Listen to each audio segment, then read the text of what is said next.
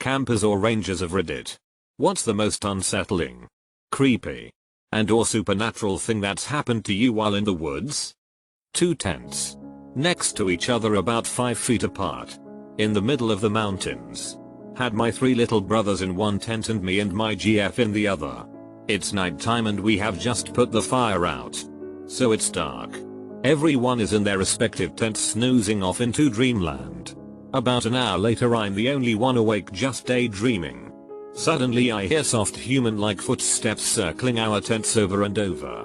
Confused. I ask who's there with no response but continued footsteps, so I stepped outside. No one. Footsteps stop. I go back into my tent. Footsteps start again. I make my presence known and go back out. No one. Footsteps stop.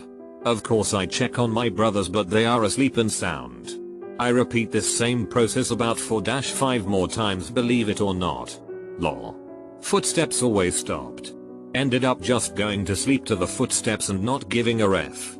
When morning came I asked my brothers how they slept and they responded with, fine. Except for you walking loudly all around the goddamn campsite all night. Buddy and I were hiking at dawn during a camping trip. Walking along a path and I hear a zing like a bird chirp by my ear. A second or so later a tree kind of pops next to my buddy. It's at this point we realized there was an accompanying crack and we'd been shot at. We informed the park ranger around noon. He ended up finding an old guy hunting illegally. Not sure if he was charged with anything. If he found a guy hunting illegally, the guy went to jail. On a road trip with a friend. And we hiked into a trail in Colorado one evening to camp so we wouldn't have to pay for a campsite. Found a little clearing by a stream.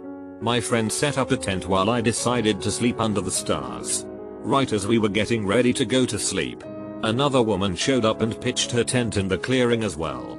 I hadn't been feeling well that day, plus we had the hike in with all our stuff, so when I slept hard. Woke up to a ranger shaking me and asking if I saw where the bear went. Bear? What bear? Then I look up and see the woman's tent just shredded. Turns out she had left her food in her tent that night. We hung ours from a tree. And a curious bear came by at like 4 in the morning to have a snack. In tearing into her tent, it ended up raking its claws across her forehead as well. She decided to gfo. Though why she didn't bother waking either me or my friend up to let us know about this very hungry bear nearby, I don't know. Anyway. Pretty freaky thing to wake up to. I'm just impressed that a hungry bear ripping open a woman's tent and sending her, presumably, screaming off into the night wasn't enough to wake you. I need your sleep skills. Just a few weeks ago we were on a road trip from BC to San Diego and we came upon a campsite just outside of Crescent City, California. We drove through. One side of the campground was relatively empty. I noticed a few scattered tents but nobody close to the location we ended up picking. We had tons of space. We wanted an early night so I started a fire while my girlfriend started cooking. We ate, had a few beers, and climbed up to our rooftop tent, Tepu, with our dog by 9 PM or so. I had a rough time sleeping and woke up a few times but finally fell into a decent sleep. In the pitch dark with all of our tent windows and canvases closed, I was awoken at 1 AM by someone whistling outside of our tent the tune of When the Saints Come Marching In. After a few minutes of this repetitive whistling I nudged my girlfriend who awoke and was obviously freaked out as well.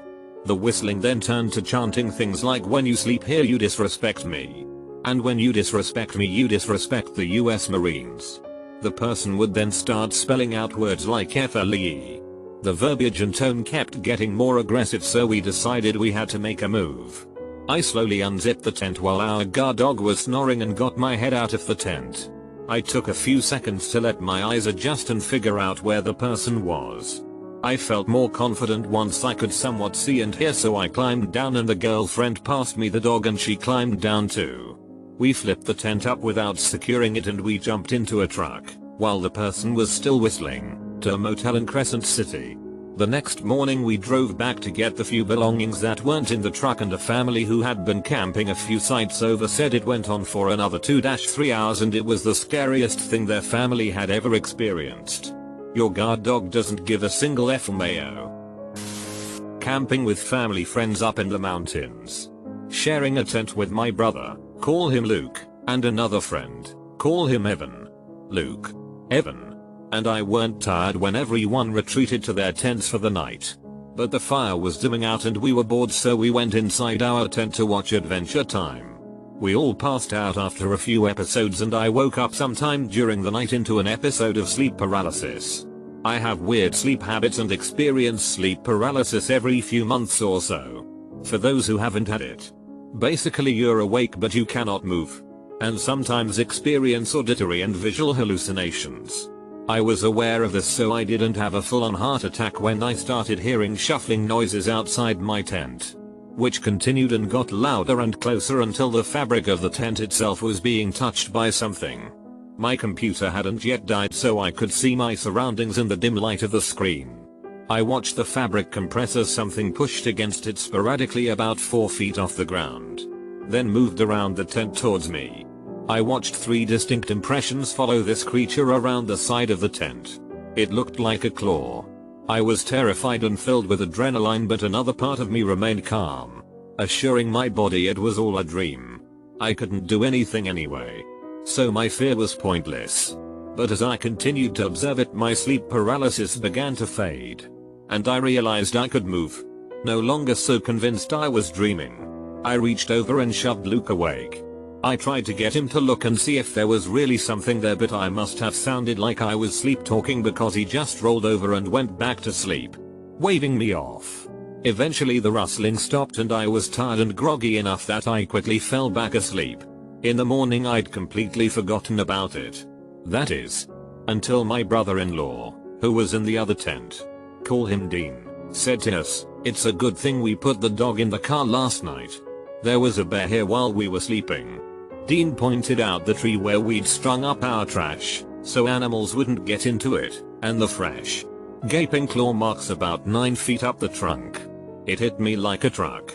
I had seen the bear and calmly watched it test the fabric of my tent 12 inches from my face. TL. Doctor, I had sleep paralysis while camping and thought I was hallucinating a wild animal trying to get in my tent. It turned out it was real and it was an enormous bear. Was solo backpacking and decided to stop for the night as it was right around sunset. Got everything set up and I heard a car on a road about 1,500 feet from my position.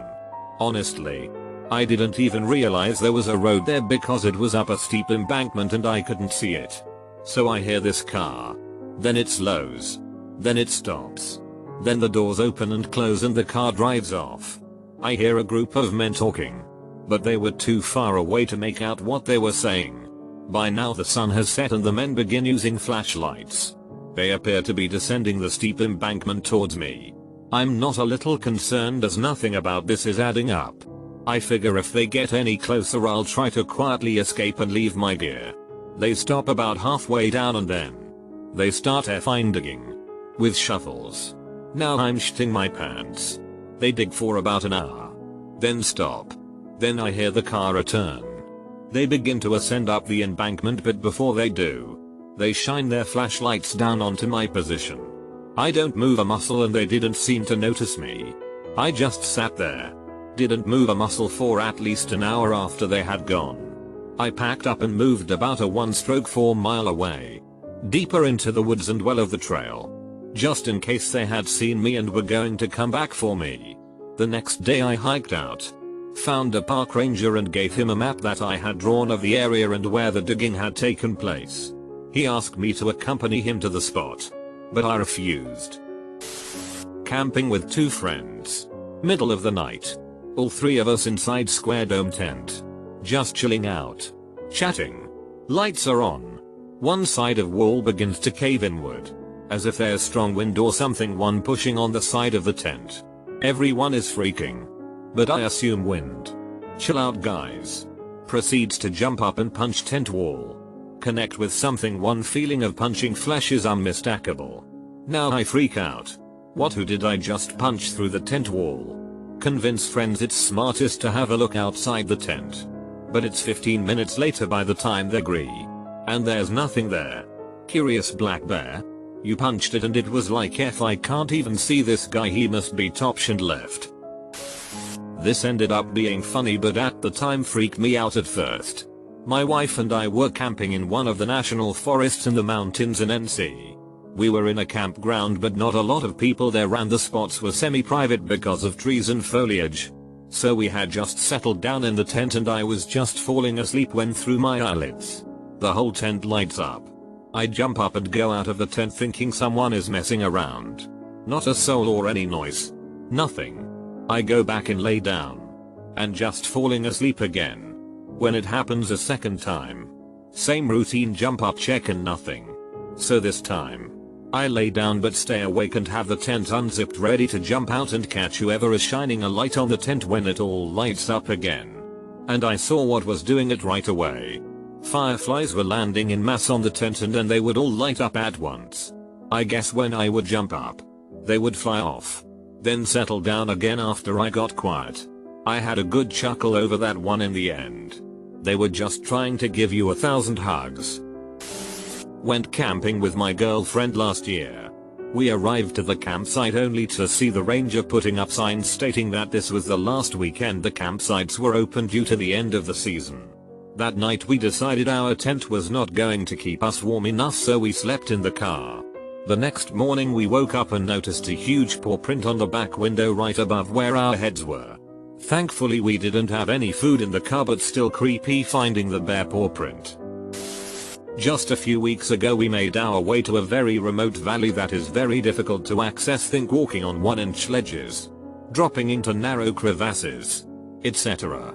The valley ends in a sharp drop with a waterfall that is about 100 feet high. We were almost at the drop when we heard a whistle. It sounded a lot like a hiking whistle. But we only met one group of people the entire day. And they had stopped way before we did, as they thought the mountain slope was not passable. According to our calculations, that group should have long left and headed back to the base camp. So it made no sense. Then we heard another whistle.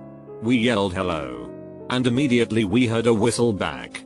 The whistle was coming up from the thick trees up on the very steep slope of the mountains encircling the valley. The slope was about 75-80 degrees. The only way we could make it up there would be if we were pulling ourselves up by tree branches and roots because it was so steep. Just as we were debating whether the whistle was indeed a hiker's whistle, a helicopter suddenly rose from behind the waterfall. It rose right above us, then turned around and flew away. It was an unmarked helicopter, and the nearest airfield is about 100 miles away. We figured they had to have a search mission out for someone, so that must have been a hiker's whistle. However, it was strange that the person would whistle repeatedly, but never yell back. We yelled again, the whistle recurred. Suddenly, we heard the helicopter rotor again.